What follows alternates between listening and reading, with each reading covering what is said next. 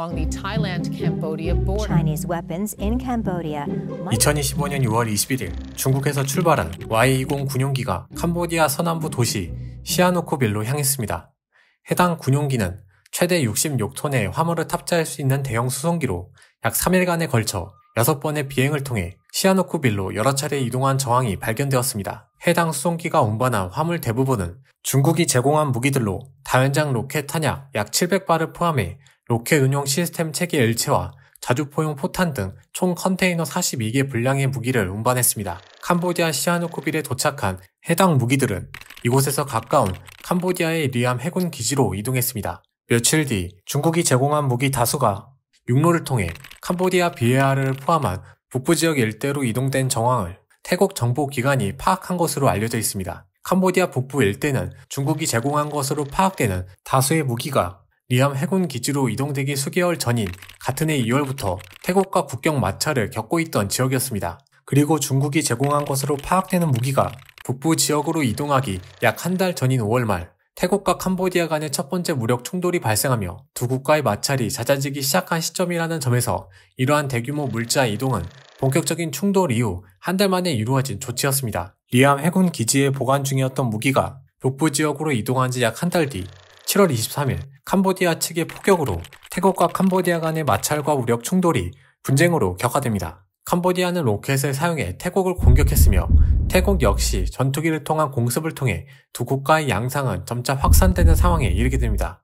5일 뒤 말레이시아 중재하에 즉각적이고 무조건적인 교전 중지에 두 국가가 합의하면서 5일간 이어진 두 국가의 분쟁은 공식적으로 끝났지만 이후 크고 작은 마찰로 합의 이후에도 위반 사례가 지속적으로 보고되며 해당 지역에 불안정한 정세가 이어졌습니다. 이것은 태국 정부의 공식 브리핑, 호주 전략정책연구소, 뉴욕타임즈, 국제단체들이 공개한 자료를 토대로 2025년 2월 이후 본격화된 태국과 캄보디아의 국경 마찰 과정과 분쟁을 설명한 지도입니다. 그리고 이 일련의 과정은 분쟁 직후 중국 정부가 공식적으로 분쟁 중이거나 분쟁 이후 캄보디아에게 새로운 무기를 제공하지 않았다는 공식 해명과는 상충하는 정황을 제시합니다. 중국 정부는 캄보디아가 보유하고 있는 모든 중국 군사 장비는 협력 프로젝트의 결과물이라 주장하며 이를 태국 정부에 적극적으로 해명하는 과정을 통해 이번 사태와 관련이 없다는 사실을 부각하고 있던 상황이었습니다. 이 때문에 새롭게 취임한 태국 총리 아누티는 중국의 무기 운반에 대한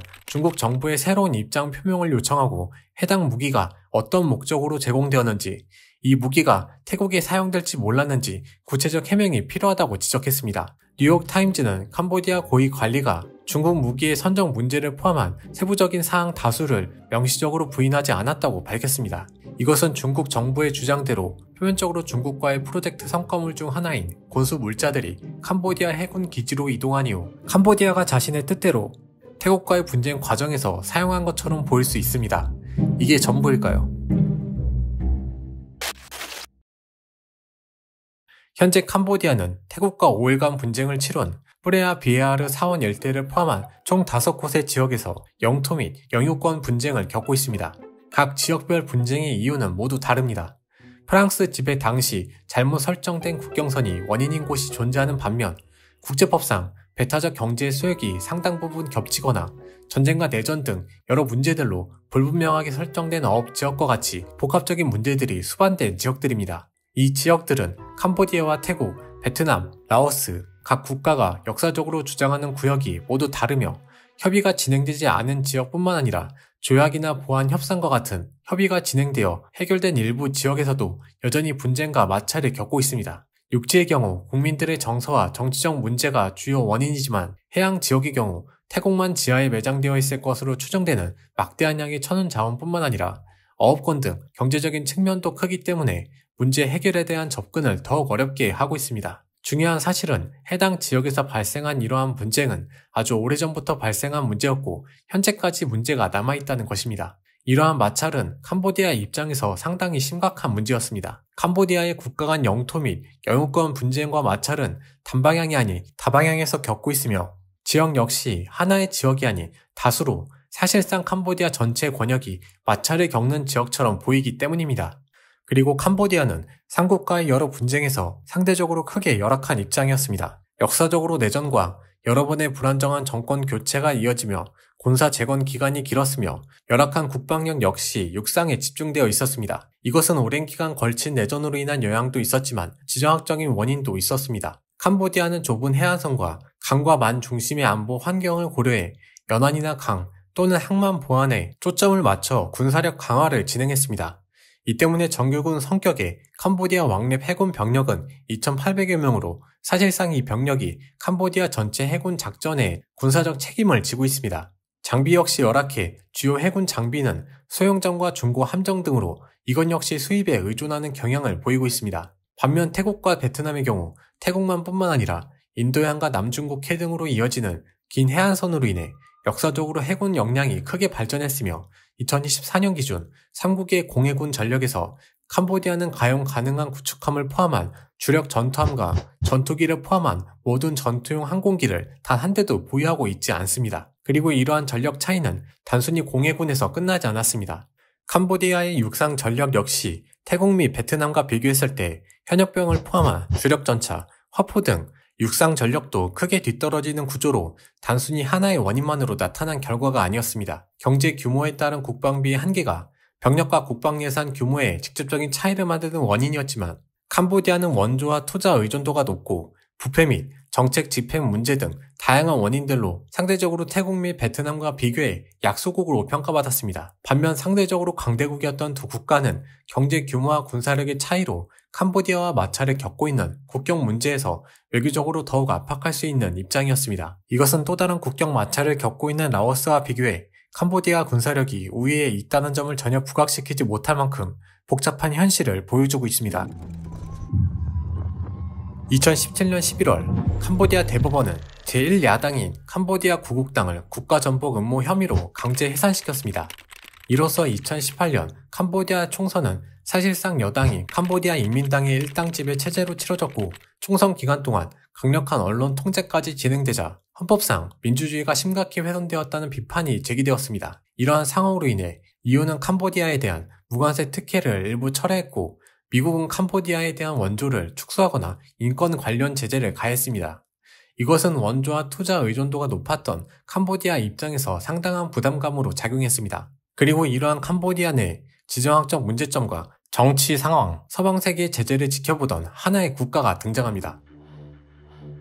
중국은 당시 1대1로 사업을 본격적으로 시행하면서 주변 국가와 협력을 적극적으로 추진하고 있던 시점으로 캄보디아의 이러한 상황은 중국 입장에서 캄보디아와 협력할 수 있는 좋은 기회였습니다. 이 때문에 중국은 미국이나 EU의 제재와 반대로 캄보디아 정권을 지지하며 내정 간섭을 하지 않는다는 명분으로 경제 원조, 투자와 같은 경제 협력을 진행하기 시작했습니다. 캄보디아 역시 서방 세계의 제재와 반대되는 중국의 우호적인 행동에 중국과 더욱 밀착하게 되었고 수십억 달러 규모에 이르는 중국의 캄보디아 인프라 투자로 캄보디아 경제에 대한 중국의 참여가 눈에 띄게 늘기 시작했습니다. 그리고 리암 해군 기지는 두 국가의 협력의 상징과도 같은 곳입니다. 캄보디아는 태국, 베트남 사이에서 열악한 경제 규모, 국방력을 개선할 필요성은 꾸준히 논의되어 왔지만 여러 문제들로 인해 제대로 이루어지지 못했고 2017년 이후 서방 세계의 지원도 끊어질 위기에서 중국의 협력, 특히 군사적 협력은 캄보디아가 그동안 겪었던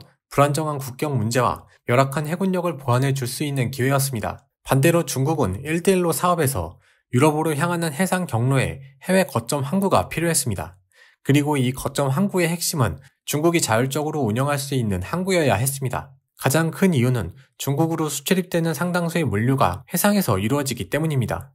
이 때문에 주요 해상 공급 지역이 다양한 이유로 차단 또는 마비될 경우 이곳이 유사시 언제든 중국 정부의 임의대로 군사력을 빠르게 투입할 수 있는 지역이어야 했습니다. 특히 말라카 해협이라는 좁은 병목 구간에 대한 위험성을 줄이는 것은 중국의 생존이 걸린 문제이기 때문에 말라카 해협으로 즉시 접근할 수 있는 이 지점은 중국에게 절대적인 요소였습니다. 해당 지역에 중국군이 상시 주둔이 가능하다면 중국은 레이더 시스템들을 통해 더 많은 정보들도 획득할 수 있습니다. 이 정보에는 해당 지역에서 활동할 수 있는 베트남과 태국을 비롯한 미국 등 다양한 국가들이 포함됩니다. 이 때문에 2019년 중국이 리암 해군 기지 건설을 협력하면서 기지 일부를 중국군이 독점적으로 사용할 수 있도록 하는 비밀 협정이 체결됐다는 주장이 최초로 알려진 이후 현재 이곳은 미국 정부가 공식적으로 중국이 자율적으로 운영 가능한 거점 항구가 있는 지역 중 하나로 지목하고 있습니다. 캄보디아는 자국 헌법상 외국군의 상시 주둔이 가능한 군사기지 설치가 금지되어 있다고 주장하며 강하게 부정했지만 주변 국가들의 우려는 현재까지도 이어지고 있습니다. 이 때문에 2025년 6월 중국의 수송기가 리암 해군 기지 근처로 이동해 운반된 군수 물자가 리암 해군 기지로 이동했다는 정황은 중국이 단순히 군수 물자를 캄보디아에게 전달했다는 의미만 있지 않습니다. 운반된 규모의 크기뿐만 아니라 현재 중국과 캄보디아 간의 관계, 그리고 리암 해군 기지 내에는 중국군이 독점적으로 사용할 수 있는 지역이 있다는 정황이 있기 때문에 이 물류 과정을 중국이 동의했을 가능성이 제기되는 건 자연스러운 흐름이었습니다. 이 일련의 과정과 리암 해군 기지는 지정학적으로 이 지역이 필요한 중국이 캄보디아와의 전략적 영향력을 강화하기 위한 수단 중 하나이면서 중국이 캄보디아를 지원하면서 겪을 수 있는 다른 국가와의 마찰과 내정 간섭 의혹을 차단할 수 있는 명분을 만들어줄 수 있었습니다. 과연 이것뿐일까요? 현재 중국은 남중국해 영유권 주장으로 인해 이와 인접한 국가들과 마찰을 겪고 있습니다. 반면 캄보디아나 라오스, 미얀마 같은 국가들은 남중국해와 직접적인 연관이 없습니다. 캄보디아의 경우 오히려 베트남과 어업권에 관한 분쟁을 겪고 있습니다. 이것은 곧 중국이 캄보디아와 밀착할 경우 베트남에 대한 남중국해 견제를 캄보디아와 함께 실현할 수 있을 뿐만 아니라 아세안 내 분열을 유도해 아세안 차원의 대중국 공동 성명이나 비판을 막도록 하는 장치로 작동될 수 있었습니다. 그리고 캄보디아는 태국 및 베트남과의 전력 차이로 겪고 있는 각종 국경 분쟁에서 유리한 입장을 만들고 싶어 합니다. 동남아시아 국가들은 역사적으로 중국과 미국 중 한 곳을 선택했지만 시간이 지나면서 이 선택은 유기적으로 변화했습니다. 태국의 경우 전통적인 미국의 우방국 중 한 곳으로 설명되지만 2020년부터 2024년까지 무기 수입의 43%는 중국에서 발생했습니다. 이것은 미국의 14%와 한국의 12%의 무기 수입 비중과 비교하면 무기 의존도가 점차 중국에 가까워지고 있다는 것을 의미하고 있습니다. 반대로 베트남은 미국과 중국 중 중국을 선택했지만 현재에 와서는 남중국해에 대한 중국과의 갈등으로 베트남은 두 국가 사이에서 균형적 외교를 하고 베트남의 영유권이 훼손되는 것을 막고 있습니다. 필리핀 역시 동남아시아에서 미국의 가장 강력한 동맹국에서 한때 중국과 균형 외교를 펼쳤지만 남중국해 등의 문제에서 중국과의 갈등을 빚고 현재에 와서는 다시 미국의 가장 강력한 동맹국으로 돌아왔습니다. 이것은 동남아시아 모든 국가에서 적용됩니다. 때론 미국과 때론 중국과 때론 중립 외교를 주장하며 자국의 이익을 위해 행동하는 상황에서 중국이 캄보디아와 같이 동남아시아 국가 중 한 국가라도 고정적인 자신의 편을 확보할 수 있다는 사실은 지정학적으로 이 지역에서 중국의 영향력을 크게 상승시키는 원인으로 이어질 수 있습니다. 그리고 중국 수송기의 수상한 이동은 중국과 전혀 연관이 없을 것 같아 보이는 캄보디아와 태국의 국경 분쟁 과정에 중국이 등장하기 충분한 이유를 만들어주고 있습니다.